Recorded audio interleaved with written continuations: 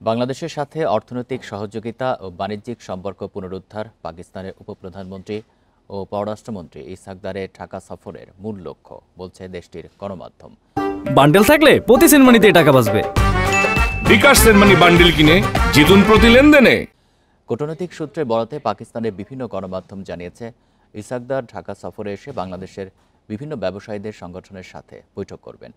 এর আগে গত এপ্রিলে ঢাকা সফরের কথা থাকলেও পেহেলগামের সন্ত্রাসী হামলাকে কেন্দ্র করে ভারতের সাথে সংঘাতে জড়ানোয় তার সফর বাতিল হয়। পাকিস্তানের বিভিন্ন সূত্র জানিয়েছে, 2 দিন বাংলাদেশে অবস্থানের পর সৌদি আরব সফর করবেন ইসহাক দার। সেখানে অর্গানাইজেশন অব ইসলামিক কোঅপারেশন ওআইসিভুক্ত দেশগুলোর পররাষ্ট্রমন্ত্রীদের বৈঠকে অংশ নেবেন পাকিস্তানের উপপ্রধানমন্ত্রী দার।